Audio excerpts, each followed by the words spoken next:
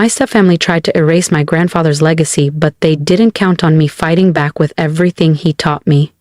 This isn't just about money, it's about loyalty, betrayal, and justice.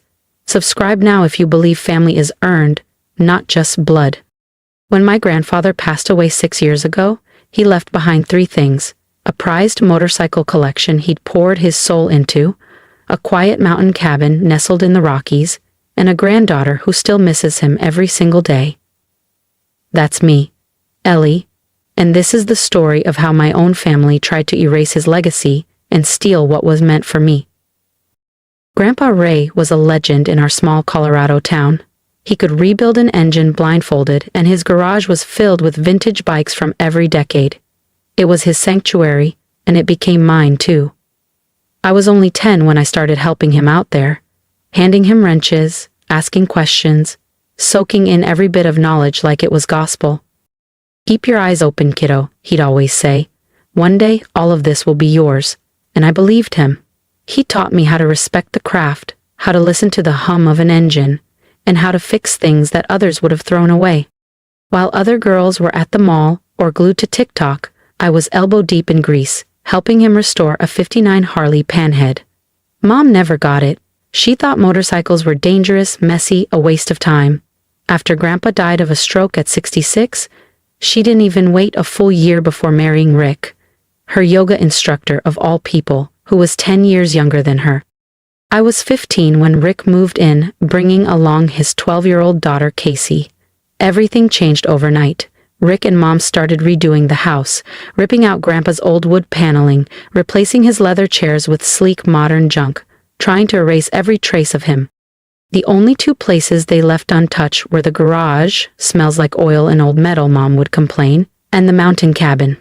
I overheard our family lawyer, Miss Delgado, explaining that Grandpa had locked both assets in a trust. "Nothing gets sold or touched until Ellie turns 24, she told my mom firmly after the funeral. Raymond was very specific. I felt a wave of relief. Grandpa had planned ahead. He'd protected the things we loved. I should have checked the paperwork myself. I should have known better than to blindly trust everything would be handled fairly.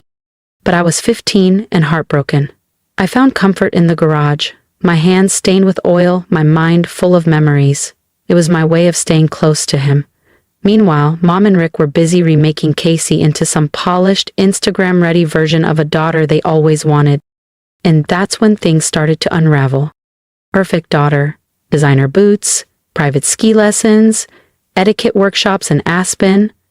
Nothing was too expensive when it came to Casey's development. "Ellie, sweetheart," Mom would sigh, eyeing my oil-stained flannel and ripped jeans. "Wouldn't you rather come with Casey to her refinement seminar this weekend? It's far more appropriate than spending all your time in that dirty garage." But I stayed true to what Grandpa taught me. I kept his bikes running, kept his tools neatly lined up on the pegboard, just the way he liked them. The other kids at school thought I was odd, a girl spending hours tuning carburetors and polishing chrome. I didn't care. Every time I got one of Grandpa's old Harleys roaring back to life, I felt like he was still there, giving me a proud nod from across the garage. After high school, I enrolled in a mechanical engineering program at Colorado State. I paid my own way, working evenings and weekends at a local motorcycle shop. Mom and Rick never offered to help with tuition. Their money was going toward Casey's future. But I didn't need their help. I had grit, passion, and Mike, the shop's owner, who quickly saw my potential. "You've got hands like your grandpa," he'd say, watching me tear down an engine with surgical focus. "You don't just fix things, you understand them." I made trips home whenever I could to check on Grandpa's bikes and the cabin. But each time, something felt off. Tools missing from the garage, an old engine block I swore had been there, gone. When I confronted Mom, she brushed it off. "Oh, we just needed to make some space, Ellie. You can't expect everything to stay frozen in time, forever." I should have pushed harder, but between school, work, and life, I let it go. Deep down, I couldn't imagine my own mother going against Grandpa's wishes. Then came the call that changed everything. I was in my final semester when Mom rang, voice practically fizzing with excitement. "Ellie, you'll never guess. Casey's engaged to Jeremy Lancaster. Yes, those Lancasters, from Lancaster Resorts. I offered the usual congratulations, calculating how long I had to stay on the phone. But Mom wasn't done. We're planning the most incredible wedding, she gushed, at the Summit Club, full orchestra, over 400 guests. Of course, it'll be quite the expense, but Rick and I found a way to handle it. Something in her voice made my stomach twist into knots. Mom, what do you mean you figured it out? I asked, trying to keep my voice steady. She paused and I could practically see her rehearsing that sweet but manipulative smile she always used when she wanted something. Well, she began, we've had some interest in the mountain cabin, and since it's just sitting there unused most of the time, you can't sell the cabin, I cut in, heart pounding. Grandpa's will. Oh, that old thing, she said, waving it off like it was a grocery list. Rick had his lawyer look it over. Apparently there was an issue with how it was filed, something about incorrect witnesses or missing notarization. The point is, as Raymond's widow, I have full authority to sell. My breath caught in my throat. And really, Ellie, it's for the best. Casey needs this wedding to cement her place in the Lancaster family. Your grandfather would have understood. The world seemed to shift beneath me. No, he wouldn't. That cabin has been in his family for generations. He wanted me to have it. Don't be selfish, Ellie, she snapped. Casey is your sister now, and this is her moment. Besides, she added, her voice taking on that snide, familiar edge, what would you do with a mountain cabin anyway? You're always elbow deep in engine grease, messing around with those old motorcycles. This way, at least the property will go towards something useful. I hung up. My hands were shaking so hard I nearly dropped the phone. I could still hear Grandpa's voice. Someday, all this will be yours. I lunged for my laptop and started digging through old emails. Anything from Ms. Delgado, our family lawyer. Any proof, any clause, any document. That's when I noticed something else. The motorcycles. The collection Grandpa had built his whole life. Half of them were missing from the insurance reports. I called Mike at the shop, doing my best to keep my voice even. Mike, I need a favor. When you last saw the garage, how many bikes were there? A long pause. Ellie, I was wondering when you'd ask. They've been selling them off, one at a time. My stomach dropped. I tried to stop it. Those bikes were meant for you. But Rick said they had paperwork. Legal stuff. I ended the call in stunned silence.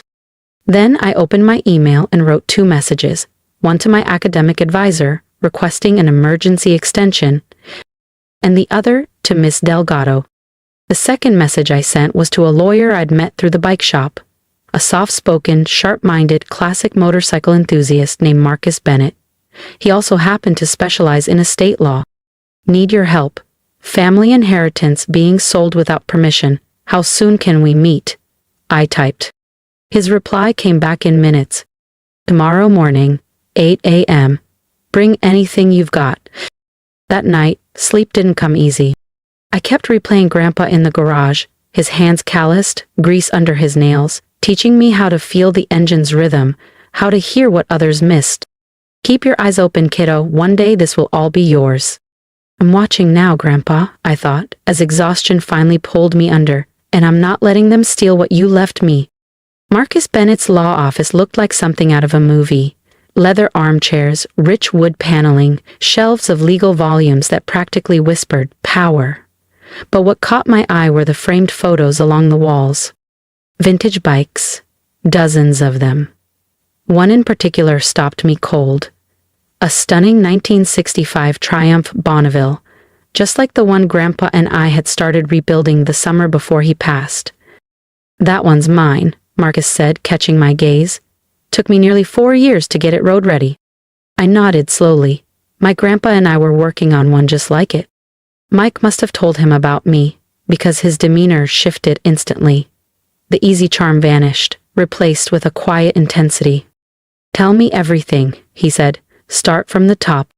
For the next hour, I laid it all out. Grandpa's will, the clause about waiting until I turned 24, the missing motorcycles, and now the attempt to sell the cabin to fund Casey's society wedding. Do you have a copy of the will? He asked. I shook my head. Mom said there were issues, Something about bad witnesses or missing paperwork? Marcus's brow furrowed. That's suspicious. Who was your grandfather's attorney? Ms. Delgado's old partner, George Patterson. But when I called yesterday, they said he retired and moved to Florida. Marcus leaned forward. George Patterson? I know George. He's a perfectionist when it comes to estate filings. If he wrote the will, it's airtight. Can you find out? I can do better, he said, pulling out his phone. George plays poker with me and Mike twice a month. Let me give him a call. 20 minutes later, Marcus turned to me, jaw tight. Ellie, George never moved to Florida. He's working part-time at his son's firm across town. Someone's been lying to you. And he definitely never told your mother there were issues with the will, Marcus said, eyes narrowed. In fact, he's been trying to reach you for months. Your mom told his office you were studying abroad and couldn't be contacted. My hands curled into fists. They lied about everything. It gets worse, Marcus continued grimly. George says your grandfather didn't just leave a will, he set up a trust. The bikes, the cabin, even the tools in the garage, everything was placed in that trust, with you as the sole beneficiary. My heart thudded. They had no legal right to sell any of it? None, Marcus confirmed. They've been committing fraud every time they sold a motorcycle or auctioned off garage equipment. My voice trembled. So, all those missing bikes, the tools. Marcus was already tapping away on his computer, selling trust property without the trustee's authorization. That's breach of fiduciary duty, using the money for personal benefit, fraud, and lying about the trust's validity? He looked up. That's a whole new level of illegal. What can we do? I asked, barely breathing. First, we gather documentation, every sale, when it happened, who bought it, how much it sold for. We trace the money, bank records, transfers. Once we have the full picture, we file for an emergency injunction to stop the cabin sale and launch a recovery suit. I swallowed hard, thinking of Grandpa's garage, the empty spots where bikes once stood. Can we get them back? Some, maybe, he said honestly, if we can track down the buyers and prove they purchased illegally. The others will go after financial restitution, and if the court agrees, punitive damages too. He met my eyes, serious now. Ellie, this won't be easy. They're your family. Are you sure you want to go through with this? I didn't even hesitate. They stopped being family the moment they stole Grandpa's legacy. The following weeks were a blur. Marcus and his team got to work, fast. They traced the sale of 11 of Grandpa's bikes, worth over $800,000. They uncovered garage equipment quietly sold off at estate auctions. Worst of all, the paper trail. Money funneled straight into Mom and Rick's personal accounts. Payments to wedding vendors, Casey's luxury apartment, her brand new Tesla.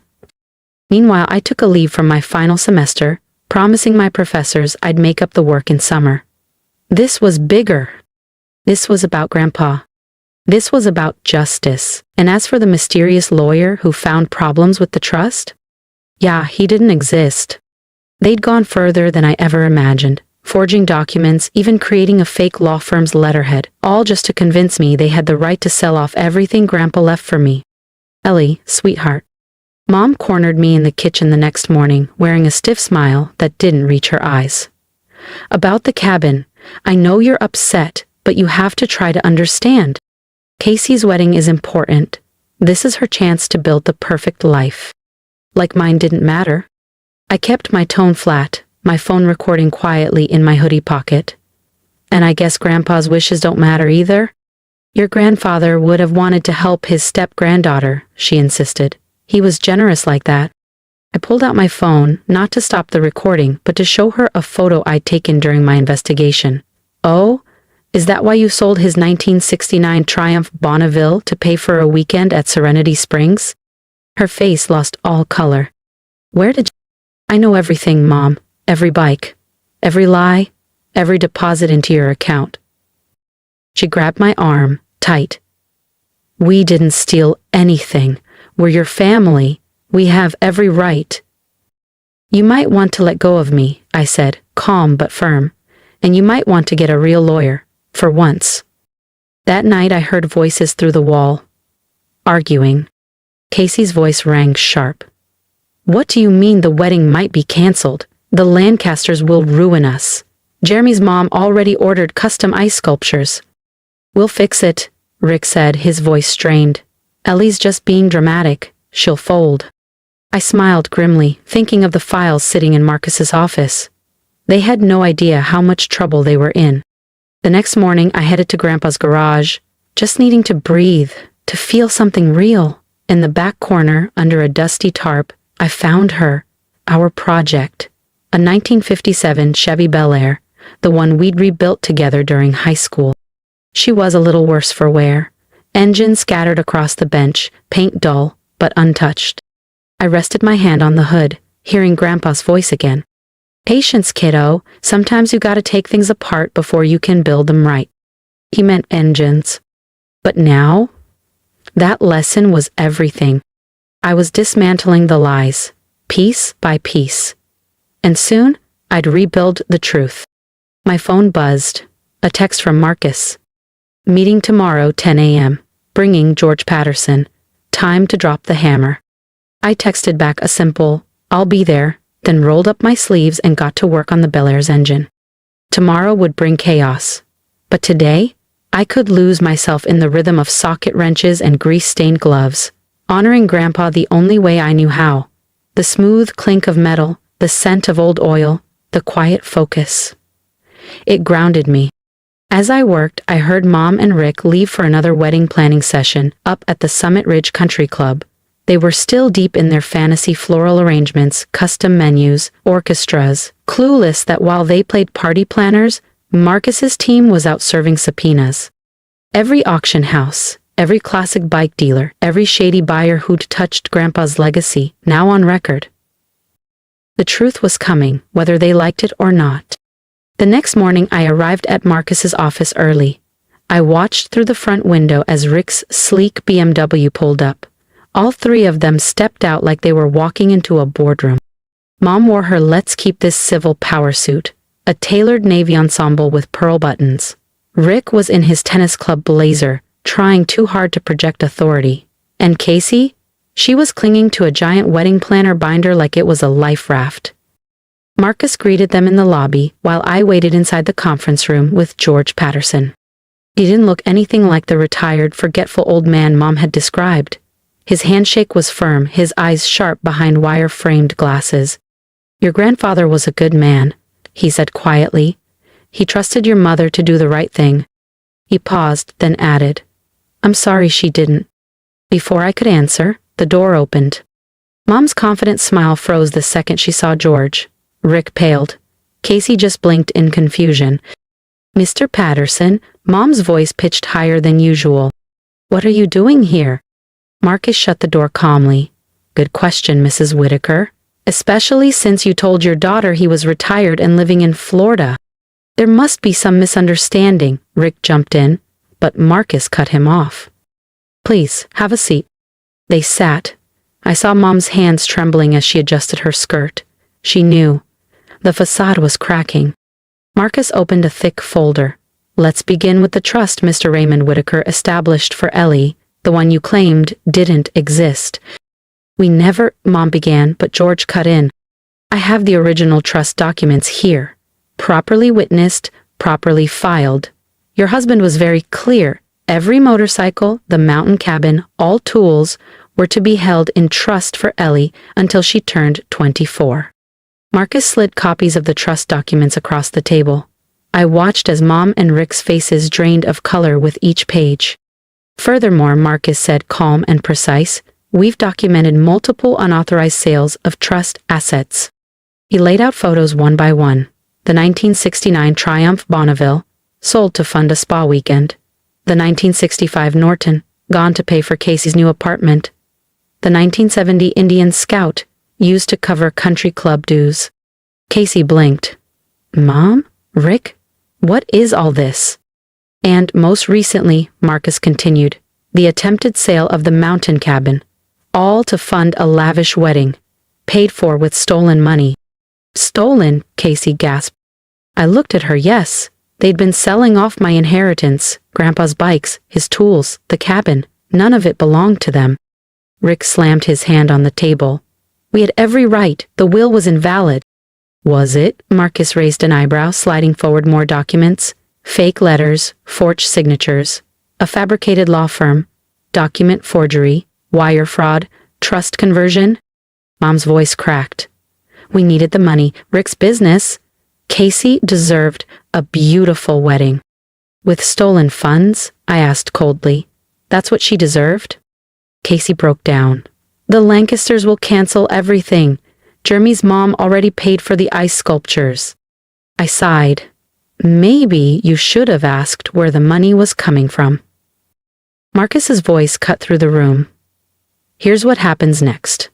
All sales stop immediately. The cabin is off the market. You'll provide a full accounting of every item sold, every cent spent. Mr. Patterson and I will be reviewing everything. You can't do this, Mom whispered. We're family. I stood. Was it family when you lied about Mr. Patterson? When you sold Grandpa's bike from my senior year? When you tried to erase him from everything? She reached for my hand. Ellie, please. If you'd just asked, I might have helped with Casey's wedding. But you didn't. You took... Marcus laid down the final papers, court orders, repayment demands. You have 24 hours to sign and comply, he said. After that, we go to the police. The police? Mom gasped. You sent yourselves there, I said quietly, every time you chose lies over love. They left broken, Mom crying, Rick silent, Casey devastated. I should have felt triumphant, but all I felt was tired. Still, Grandpa's legacy was safe. And that mattered most. Mom and Rick had to remortgage their house to begin repaying what they'd stolen. Casey's wedding was canceled, and with it, her engagement. Turns out the Lancasters didn't want their name tied to fraud investigations. Their words, not mine. She moved back in with Mom, her dream of marrying into high society gone. Meanwhile, Mr. Patterson helped me establish full legal oversight of the trust, making sure no one could ever touch it again. When I finally stepped back into Grandpa's garage, now partially refilled with the bikes we recovered, I felt him more than ever. The 1957 Bel Air still sat in the corner, untouched. I ran my hand along the fender, remembering all those hours we spent rebuilding it together. I did it, Grandpa, I whispered. I protected what you built. I just wished it hadn't come at the cost of losing what little family I had left. Then again, maybe they were never really family, because real family doesn't steal from you, or lie, or treat your inheritance like a blank check. A year later, I graduated from CSU's engineering program. The ceremony was small, just me, my professors, and a few close friends from the bike shop. Mom sent a card. I never opened it. The cabin has become my weekend retreat now, a quiet, healing space where I restore bikes, sip coffee on the porch, and remember the man who taught me everything that truly matters. Work hard, do right by people, and protect what you love. Sometimes I sit in the garage late at night, surrounded by engines and memories, and I know I made the right choice. Some things are worth more than money. Legacy, honor, truth. Rick and Mom never understood that. Last week, I finally finished restoring the Bel Air. When I took it for its first spin, the engine sang, just like Grandpa taught me. I felt peace for the first time in a long while. They tried to take everything, but they couldn't take this. The love, the knowledge, the history. There are still legal matters to settle, still money to recover. Mom calls now and then, always when she needs something. I don't answer. Some people say I'm too harsh. Maybe they're right. But forgiveness? That has to be earned. And until then, I'll keep doing what I was born to do. Be my grandfather's granddaughter, the keeper of his legacy, the protector of dreams built, one bolt at a time. Thank you for listening to my story, for standing beside me when it felt like no one else would. I didn't tell this for sympathy. I told it because I know I'm not the only one who's been betrayed by the people who were supposed to protect them. If you've ever been lied to, overlooked, or made to feel like your voice didn't matter, I see you. And I hope my story reminds you that even when it feels like you're alone, you're stronger than you think. So please leave a comment below, let me know what you would have done in my shoes, tell me your story, or just say hi. I love to hear from people who understand that legacy isn't about money. It's about love, values, and standing up for what's right, no matter how hard it gets. And if you felt something while watching this, if you believe that truth matters, that family should be earned through actions and not just blood, hit that subscribe button. Share this story with someone who needs a reminder that quiet strength can change everything. My advice: don't ignore red flags, even when they come from people you love. Trust your gut. Keep your records, learn your rights, and most of all, don't be afraid to fight for what's yours. Not out of greed, but out of respect for the people who believed in you, even when they're no longer here. I wasn't just protecting motorcycles or a mountain cabin. I was protecting my grandfather's heart, his work, and everything he passed down to me. And in doing that, I found my own strength. So whatever you're facing right now, keep going. Some things are worth the fight. And I promise, you're not alone.